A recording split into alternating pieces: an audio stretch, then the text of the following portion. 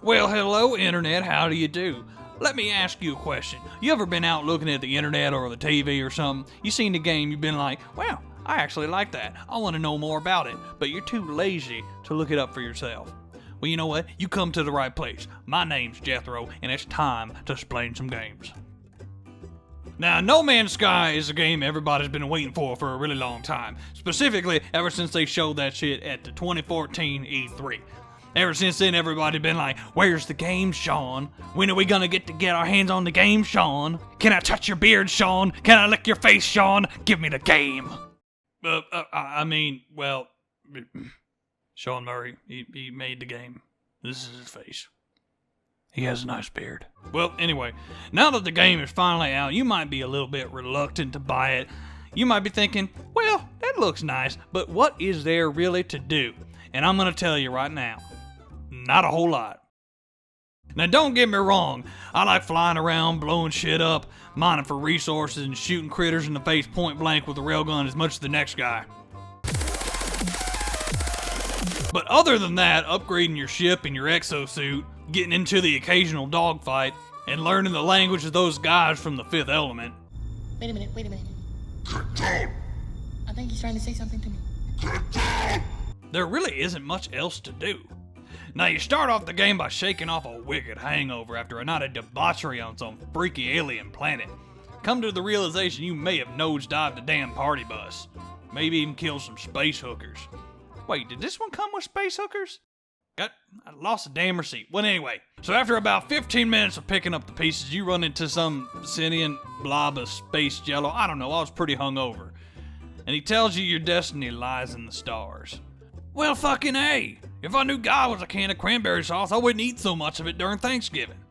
Shit's delicious. Well, anyway, the soul of the Kool-Aid Man tells you gotta go to the center of the universe to find Jesus or something. So you hop in your ride, crank up that AC/DC, and blast off into space! After you go on a vague intro quest to get the blueprints for a hyperdrive. Then you blast off into space! Also, don't forget to keep following the quest line for a little bit to get the recipe for the warp core, and the antimatter, and the electron vapor, and the suspension fluid. Eventually. Then hollow out the skull of their firstborn child, mix in some salt, squirrel meat, and the ashes of your fallen enemy, and some chili pepper for flavor. And behold, plutonium! So, once you're done mining the plutonium, you can use it to make the suspension fluid. Then to make the electron vapor, to make the antimatter, to make the warp cell, to put in your warp drive to launch yourself off into space!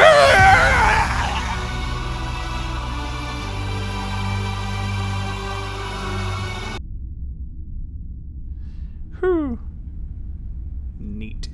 Now, once you get done fixing the warp drive and get that out of the way, the game pretty much opens up for you to explore, mine, do whatever. And that's pretty much the point of the whole damn game. Go out, look at cool shit, use the Metroid Prime scanner on all the things, and just enjoy the view. A lot of people went into the game expecting a lot more out of it, and admittedly, I really can't blame them the way the game was marketed.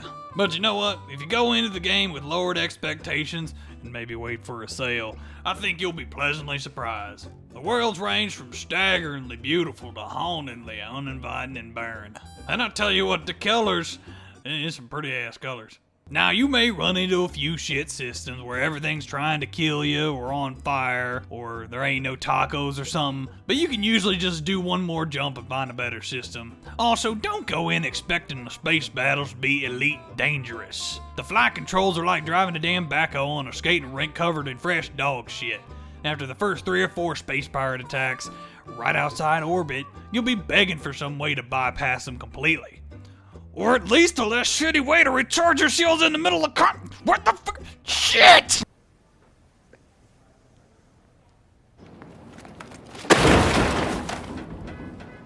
But you know what? I played the game for going on about 40 hours now, and all things considered, I've had a pretty good time.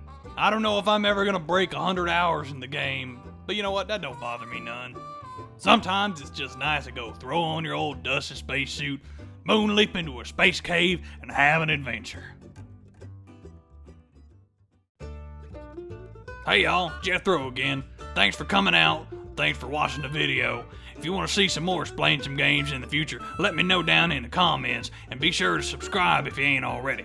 We're gonna have more of these coming out hopefully soon, so stay tuned. Anyway, good night everybody. Catch you next time.